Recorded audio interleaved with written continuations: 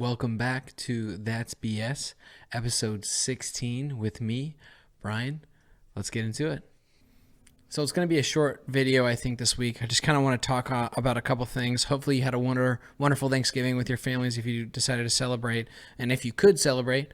But like I said, going to be a short video. Just want to talk about this past weekend with the Tyson, Roy Jones Jr. fight and the obvious elephant in the room, which we'll get into in a little bit. But just quick update on the keto weight loss. I'm officially down 30 pounds, so that's awesome. That's the start of December 1st is when I'm filming this. So I've officially lost 15 pounds a month, which is pretty cool. Last time I was doing this, I was dropping about 20 pounds a month, which was a much more rapid rate. But at the same time, I'm hyped with the progress I've made. I sacrificed, like I was saying, over Thanksgiving. All I had was collard greens, green beans, and the turkey, and a little bit of ham. But didn't have any of my mom's stuffing, didn't have any dessert, didn't have rolls or any of the stuff that you look forward to for Thanksgiving. But hey, the small sacrifices now, but I did treat myself to a little bit of Buffalo Trace, so that was nice. So the fight. I don't know if you had a chance to watch it. If you've gone on social media after Saturday evening, then you definitely know what the fuck happened. It was a great fight between the two champs. They wanted it to be an exhibition or whatever, but obviously these dudes wanted each other to kill each other. Not literally, but kind of. So that was really entertaining to watch. I must say the commentary was fantastic with Snoop Dogg and Israel Adesanya. I think at the end of the fight, or at the end of the Roy Jones Tyson fight, Israel goes, they're complimenting him on his commentary, and he was like, oh yeah, I was a virgin coming to this. Well, I guess not anymore. And then Snoop goes, that's what she said, which, so funny. I love just the organic back and forth between the two of them. Super, I guess, silly, playful comment. Shout outs to The Office, if you know what I'm talking about. But it was just good to have that kind of commentary. I think Israel did an amazing job. He is one of the absolute best in the world. He's an absolute legend already in my mind. So having him get on there and do the commentary was fantastic. And then Snoop Dogg, I've seen him do baseball. I've seen him do basketball. I think he's done some stuff with WWE and a couple other things and some fighting.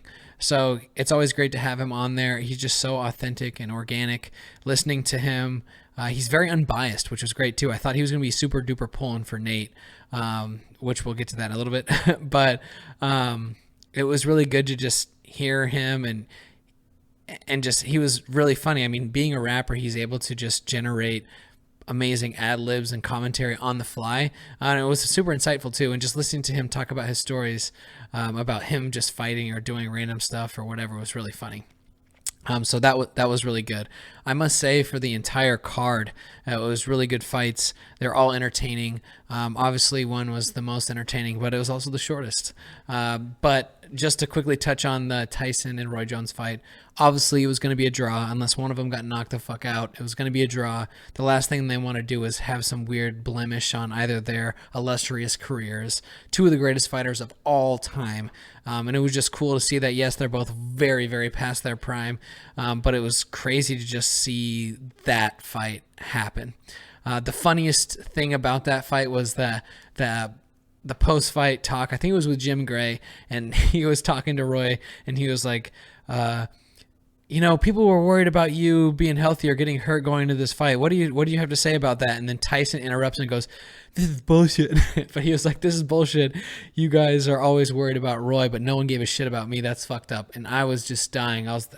It was just great to hear them laughing and how Tyson can just like flip a switch. Because if you watch the Joe Rogan podcast with him, Joe has talked a couple times about widening the table, because the time before Tyson started training and the time that Tyson was training, he was a drastically different person. You could tell that in the ring. Like, he was out for blood. I mean, Roy was too, and then the ability to just switch it off after was pretty crazy. An absolute sportsman. It's crazy. I keep saying crazy. Holy shit. Put a counter up and then take a shot every time I say it. But just seeing how his career, and they really focused on that during a lot of the pressers and during the fights, even in between different fights, they talked about Tyson's career and his ups and downs and all that stuff. But to just see who he's come to transform, I guess, into be is pretty phenomenal. One thing I must say is that I was worried at first that Roy was going to change up his fighting style, just because I talked to a lot of other people after the fight, and they were saying, he was just dancing around and just dipping and ducking and doing all these feints. That's how he always fought. He would do that, just move around, be really awkward, do some feints here and there, and then he'd do that snap jab, and that worked for him. The only thing I didn't really see a ton of was that monstrous left hook, but that lead like left hook. But anywho, Tyson rocked him one time and Roy rocked him one time, so that was pretty cool to see. It was funny I felt like they had those on-field mics like they do in football, because Roy was breathing after the third round. But I mean, again, not a fighter, by no means claim to be a fight expert or anything like that. I'm just a big fan, and anyone on those cards would have whooped my ass. But dudes are past their 50s and they're out there putting on an amazing show. So that was really cool. So I guess to the elephant in the room, the Jake and Nate fight.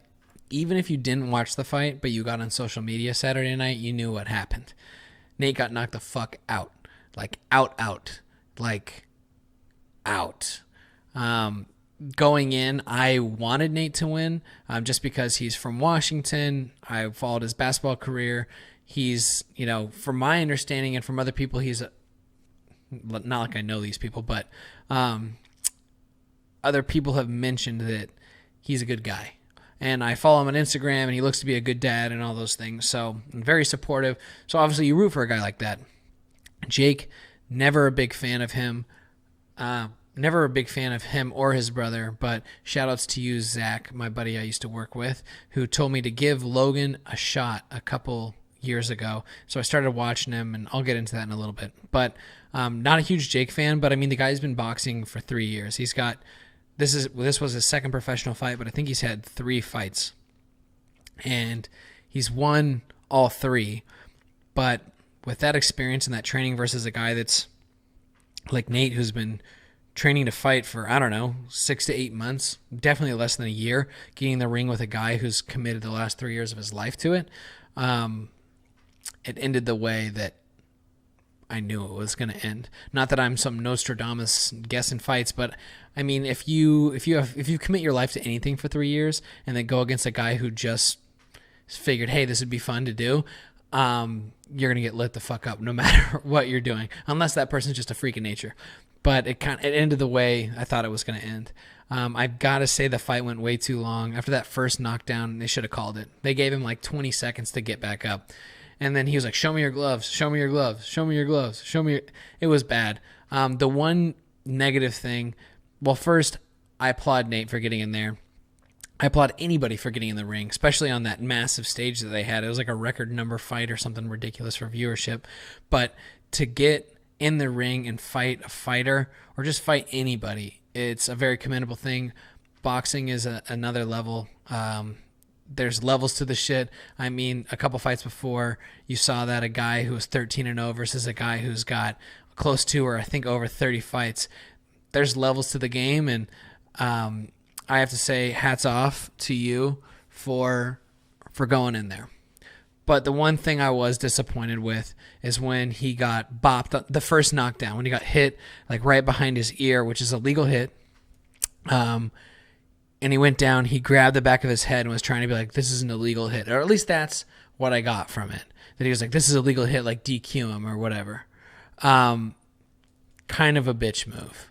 Again, the dude got knocked the fuck out the third time, but he got knocked down 3 times. So, hats off again to you for getting up every single time. I think you should have stayed down, though.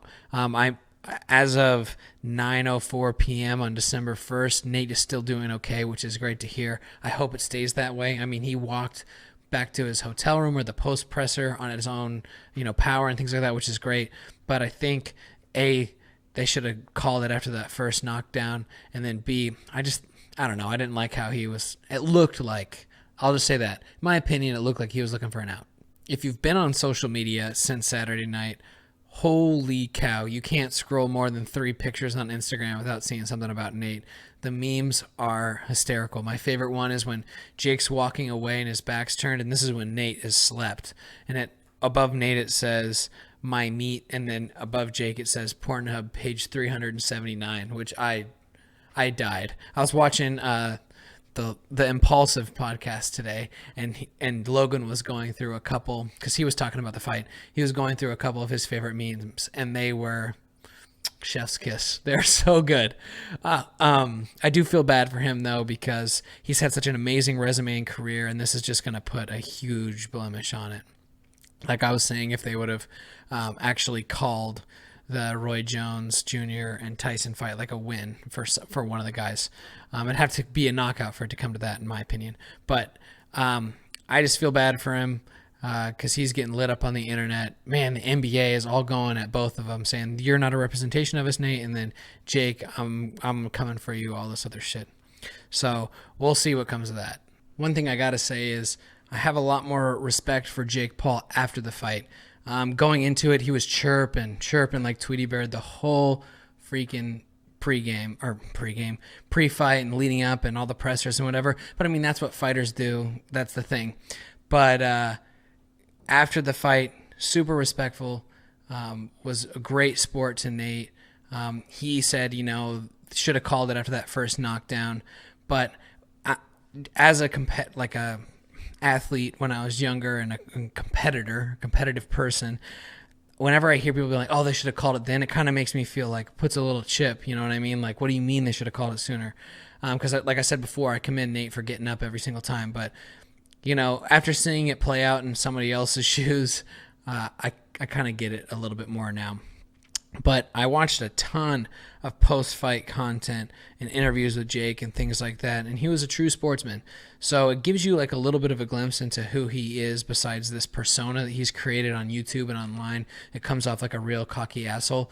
But I think about this a lot, and I've heard his older brother Logan talk about it. I mean, and think about, for another example, like Justin Bieber, you give a kid who's, in their teens, millions of dollars, and a camera, what do you think's gonna fucking happen?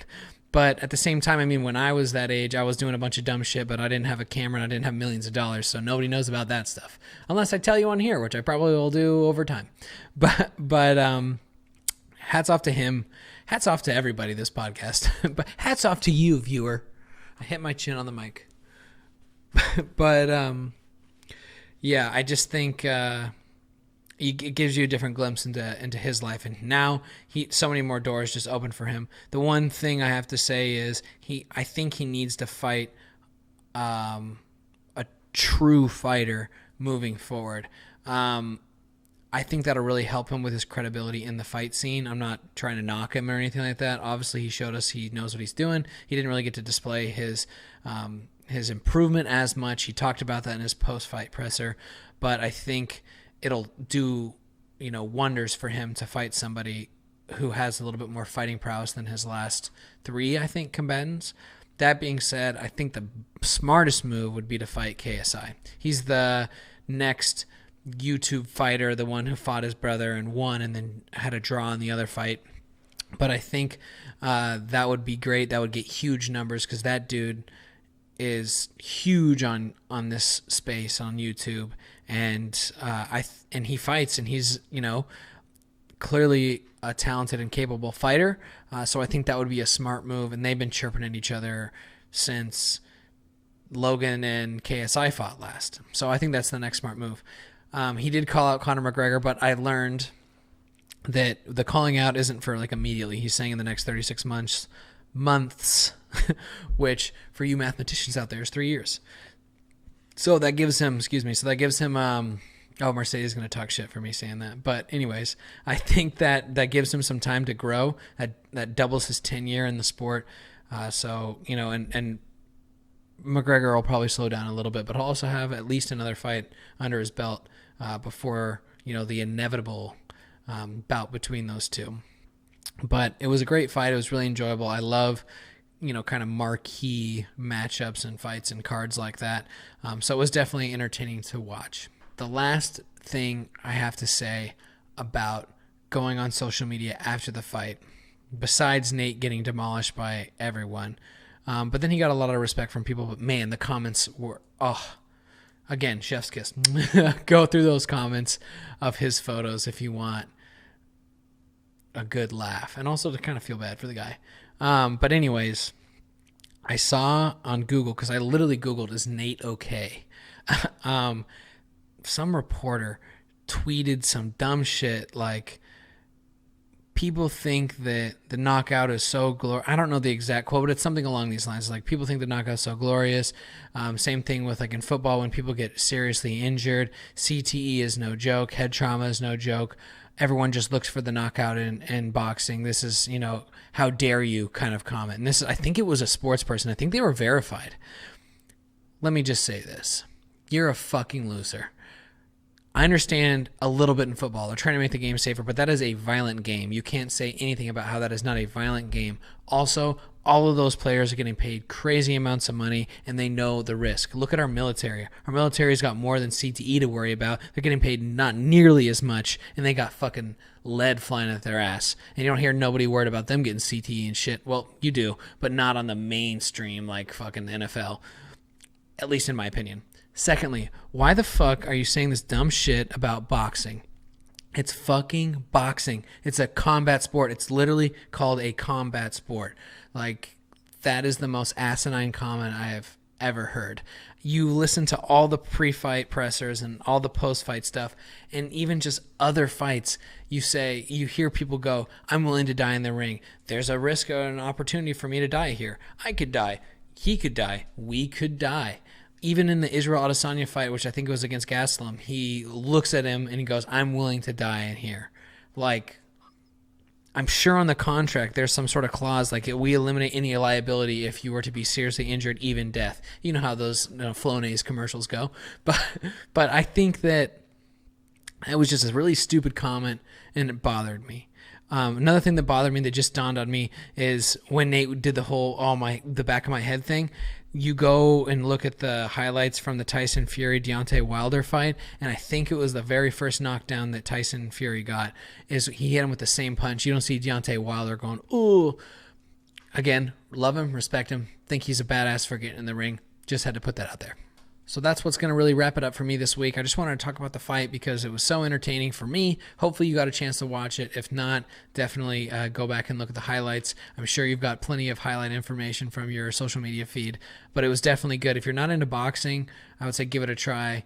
I really enjoy boxing and MMA. The UFC is great. Israel Adesanya, huge fan, and I think he and Snoop Dogg were great commentators. That being said, I'm going to cut it off here. Like I say every week now, be safe, be smart, make good choices, and I miss you guys already.